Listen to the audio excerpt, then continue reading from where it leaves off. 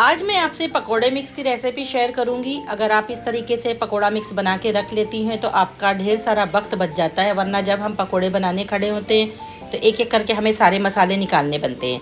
लेकिन जब बन के ये हमारे पास रेडी होता है तो हमारे काम में बड़ी आसानी होती है। तो चलिए इसे बनाना शुरू करते हैं। अस्सलाम वालेकुम, मैं हूँ शबाना, आप देख रहे हैं कुक विद शबाना 784। यहाँ पे हमने लिया है आधा किलो बेसन। इसे हमें अच्छी तरीके से छान लेना है ताकि इसमें किसी तरीके की कोई गुठलियाँ ना हो, और जब हम इसमें मसाले ऐड करें तो मसाले इसमें बहुत अच्छी तरीके से ऐड हो जाए, और इसमें अगर बेसन में कोई कचरा वगैरह होता है तो वो भी निकल जाएगा। तो चलिए बेसन को हमने छान लिया है। इसमें हम डालेंगे एक टीस्पून हल्दी का हम ले लेंगे, और हमें इसमें शामिल करना है 1.5 टेबलस्पून कुटी हुई मिर्चें। आप यहाँ पे लाल मिर्च पाउडर और कुटी हुई मिर्च दोनों का इस्तेमाल कर सकती हैं। 1 टेबलस्पून हमने ले लिया है भर के ज़ीरा, और साथ ही हमें लेना है 1 टेबलस्पून नमक। अब इसमें हम शामिल करेंगे ये 1.5 टेबलस्पून हमने धनिया लिया था, जिसे हमने थोड़ा सा रोस्ट करके इसे हमने मोटा मोटा सा कूट लिया है। तो धनिया को कूट के डालिए, इससे फ्लेवर बहुत ही अच्छा आता है।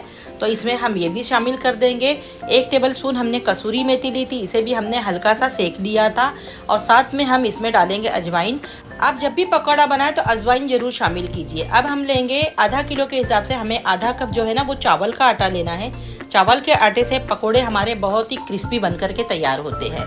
तो आप इसमें चावल का आटा ज़रूर डालिए। अगर आपके पास चावल का आटा ना हो तो उसमें थोड़ा सा कॉर्नफ्लावर भी ऐड कर लीजिए। अब इन सारी चीज़ों को हमें बहुत अच्छी तरीके से मिक्स करना है। अब इसमें हम डालेंगे 1/2 टीस्पून बेकिंग सोडा, ताकि जब आप बेसन से पकोड़े बनाएं तो आपको इसमें किसी चीज़ को शामिल करने की ज़रूरत ना हो। लीजिए, आपका पकोड़ा मिक्स बन करके तैयार है। अब इसे हम एक जार में भरेंगे। हम ऐसी छोटी छोटी सी तैयारी अगर करके रखते हैं तो अफ्तारी के वक्त हमें बहुत ही आसानी हो जाती है और हमें इबादत करने का वक्त मिल जाता है। तो लीजिए, हमारा पकोड़ा मिक्स बन करके रेडी है। ये मैंने आपको आधा किलो की क्वांटिटी बताई हूँ, पर मेरे घर में थोड़ा ज़्यादा लगता है तो मैंने उसे ज़्यादा बड़ी क्वांटिटी में बना करके एक साथ रख ली हूँ। इस पकोड़े मिक्स की भजिया बहुत ही बेहतरीन बनती है। आप इसे एक बार ज़रूर ट्राई करिए, इंशाल्लाह ताला आपको ये बहुत पसंद आएगा। ये मैंने आपको आधा किलो की क्वांटिटी बताई थी। अब मैं मेरे घर के लिए जितना मेरे घर में लगता है मैं उस हिसाब से इसे बड़ी क्वांटिटी में बना करके रख ले रही हूँ, क्योंकि वन टाइम में ही मेरा काम बाद में आसान हो जाएगा। मुझे बस जब बनाना हो इसमें से हम मिक्स लेंगे और अपने पकोड़े बना करके तैयार कर लेंगे। तो आप इसे ज़रूर बनाइए। देखिए, लार्ज क्वांटिटी में मैंने बना के रखी हूँ। अब इसे एयरटाइट करके मैं रख दूँगी, और ये बहुत ही बेहतरीन बनते हैं।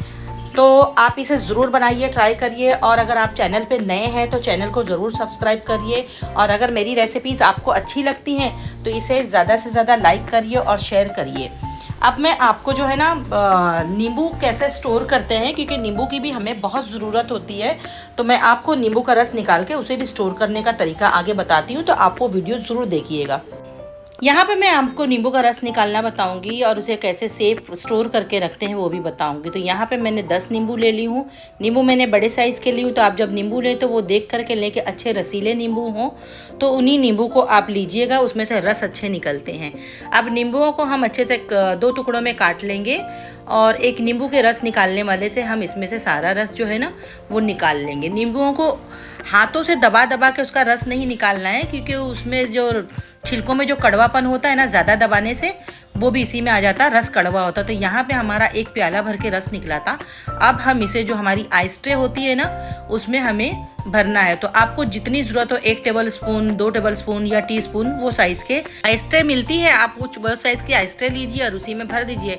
और अब बड़ी आइस ट्रे है तो फिर आधा आधा फिल करिए, और इन्हें जो है ना हमें फ्रीजर में रख करके जमने के लिए रख देना है। और जब ये अच्छी तरीके से सेट हो जाएगी, बिल्कुल ये बर्फ़ बन जाएगी, उसके बाद ही हमें इसे निकालना है। लीजिए, मैं सुबह में नींबू का रस रखी थी, मुझे वीडियो बनाना था इसलिए मैंने शाम में ही इसे निकाल ली हूँ। तो ये देखिए, ये अच्छी तरीके से सेट हो गई है। लेकिन आप अगर इसे पूरा 24 घंटा देंगे तो ये बहुत अच्छे से बर्फ़ बन जाती है। अब इसे हमें आइस ट्रे में से निकालना है। एक एक करके सारे क्यूब्स हमें निकाल लेने हैं, और जितनी ज़रूरत हो। इस तरह स्टोर करने से ना इसका ये फ़ायदा होता है कि इसका टेस्ट नहीं बदलता है। अगर आप इसे बॉटल में भर के फ्रिज में रखेंगी तो थोड़ा सा जो है ना नींबू के रस का जायका बदल जाता है। लेकिन आप बर्फ़ बना के रखेंगी तो आप अगर इससे शरबत भी बनाती है, नींबू पानी, बस 1 क्यूब डालिए, शक्कर डालिए, ज़ीरा, नमक सब डालिए, आपका नींबू पानी बेहतरीन सा तैयार हो जाएगा। लीजिए हमारे आइस क्यूब बन के तैयार है। अब इसे हम डाल लेंगे जिपलॉक बैग में और इसे स्टोर करके अच्छे से जिप लगा के वापस से फ्रीजर में रख देंगे। फिर जब ज़रूरत हो, ज़रूरत के मुताबिक आप निकालिए। तो चलिए, अगर मेरी रेसिपी आपको अच्छी लगती है तो लाइक करिए, शेयर करिए, सब्सक्राइब करिए। मिलते हैं अगली रेसिपी में। अल्लाह हाफिज़।